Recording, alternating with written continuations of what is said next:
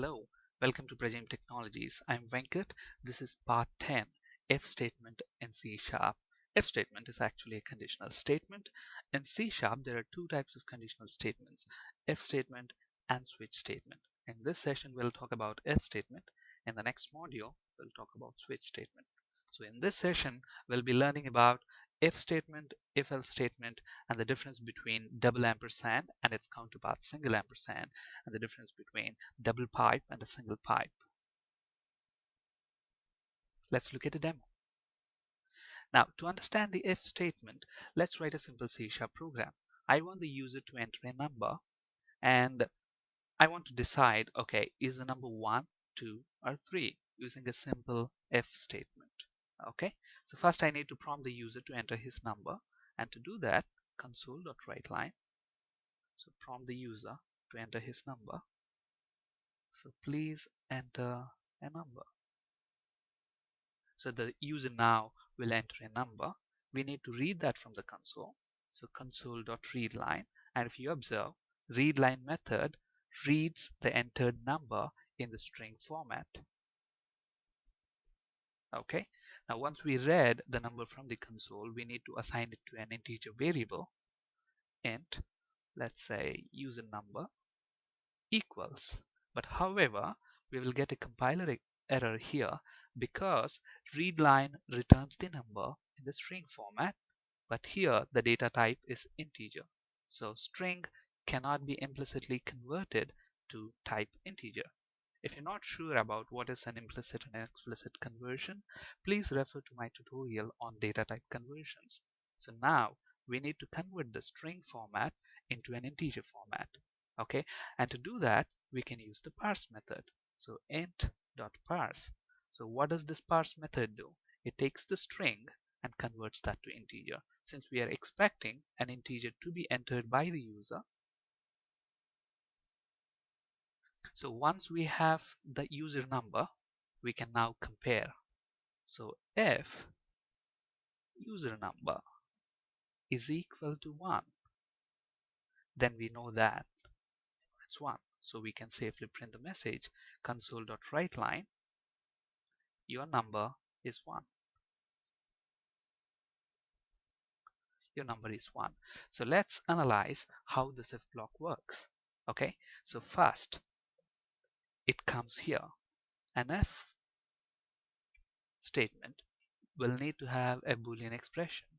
Okay, and this expression must evaluate to a true or false. If this expression evaluates to true, then this block of code is executed, otherwise it's not. Okay, so if the user has entered 1, so let's go ahead and run this program. So it's asking the user to enter a number. So now if I go ahead and enter 1 and press enter, look at this, your number is 1. Okay, because 1 is equal to 1. This expression has turned to be true, so this line got executed. Okay, let's make this program a slightly bigger one.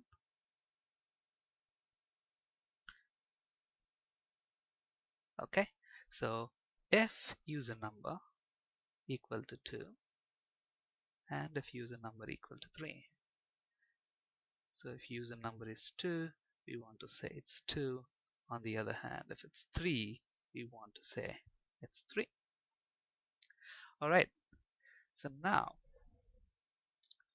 let's go ahead and run this. So please enter a number. Now instead of entering 1, 2 or 3, I'm going to enter 10. And if I press enter, look at this, there's no output, it's not telling me anything. Okay, so that's because, look at this, we entered 10, so into user number we have that value 10. Is 10 equal to 1? False. So this is kept.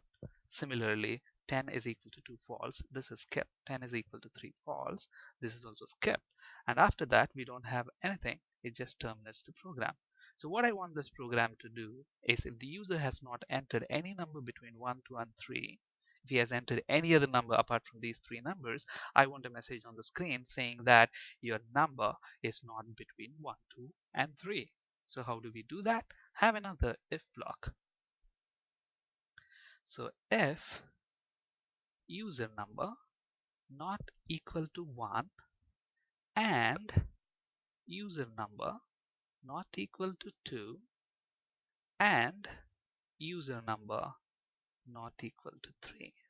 So basically what we are determining here is that if the user number is not 1, 2 and 3, then we want to print a message saying console.writeLine, your number is not between 1, 2 and 3. Number is not between 1 and 3.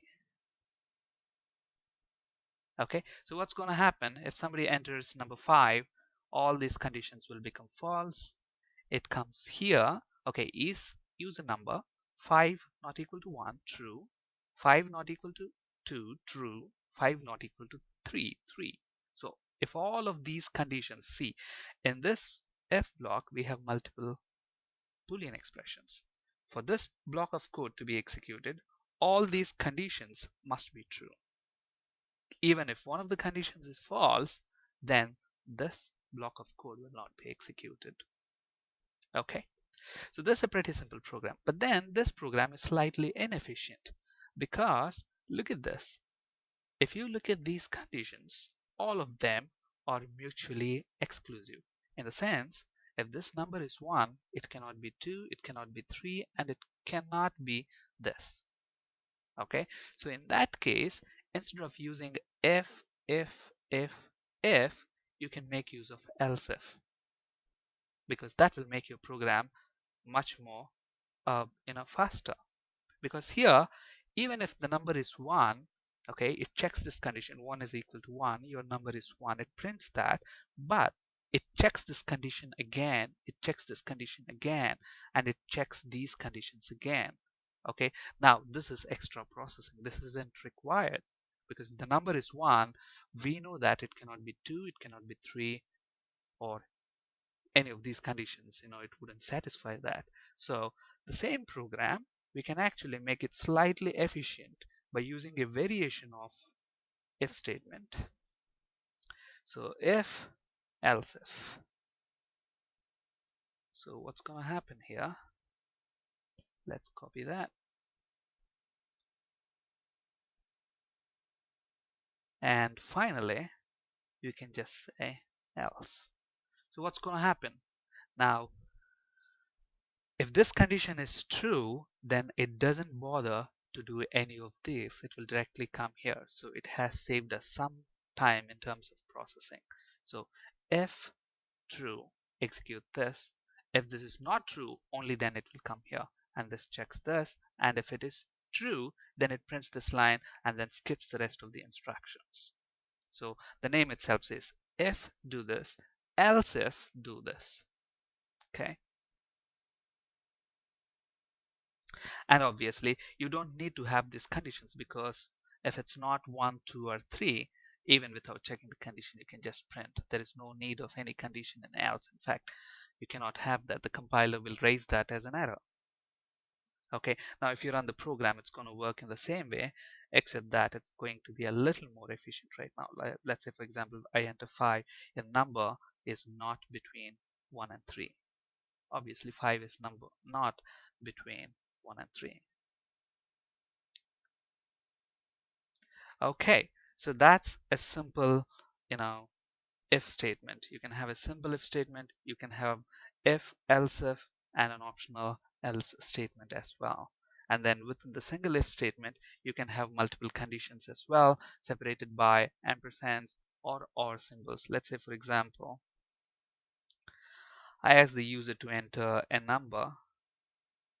If the number is 10 or 20, then I want to say your number is 10 or 20. So how do I do that? If user number is equal to 10 or user number is equal to 20. So this is an OR condition.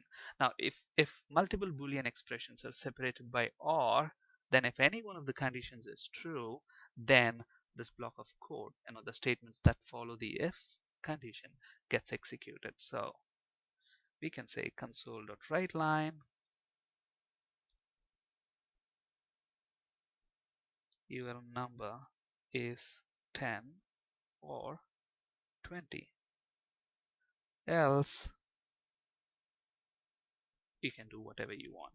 If the number is 10 or 20, if any of these conditions are satisfied, your number is, this piece of code is executed. Otherwise, this piece of code is executed. Okay. On the other hand, you can also have single pipe symbol. So if you look at this, for AND, you can either use double ampersand or single ampersand. For OR, you can use double pipe symbol or single pipe symbol. So what's the difference between these two? Actually, if it's double pipe, whether if it is double pipe or single pipe, okay, both if any one of the conditions is true, then this piece of code is executed. But the difference is if it is double pipe, and if the first condition becomes true, it doesn't bother to check the second condition, because if one of the conditions is true, that's enough for this piece of code to be executed. But whereas if it's a single pipe, even if this condition is true, the compiler, the runtime, will go ahead and check this condition as well. So if it's a single pipe, it checks both the conditions always. But if it's a double pipe, then if the first condition is already true, then it doesn't bother checking the other condition. It checks the second condition only if the first condition is not true. Okay, so obviously double pipe will be much faster in some scenarios where the first condition is true. That's why I always use double pipe. And similarly, double ampersand, the difference between double ampersand and single ampersand. If it's double ampersand, for the piece of code, for example, if I say double ampersand, for this piece of code to be executed, this condition needs to be true and this condition needs to be true. Let's say if this condition is false already, there's no point in checking this condition, because anyway the runtime will skip executing this because this is already false. So that's what double ampersand does. If this condition is false, it doesn't even bother to check this and goes to the else part. Whereas if it is single ampersand, even if this condition is false, it will check this condition and then goes to here and then goes here. So obviously the single ampersand will check all the conditions, whereas the double ampersand will check the next condition only if the first condition is true. So that's why this double ampersand and double pipe symbols are together sometimes called as short circuit operators, because they don't bother to check all the expressions involved in a boolean, in an if or an else block all the time. That's why they give us a little performance benefit. So I suggest use double ampersand and double pipe wherever you have to use and or conditions. So we have, to sum up, we have seen the if statement, we have seen how if else statement works, we have also seen the difference between double ampersand and single ampersand, and similarly we have seen the difference between double pipe and single pipe. That's it for today. Thank you for listening. Have a great day.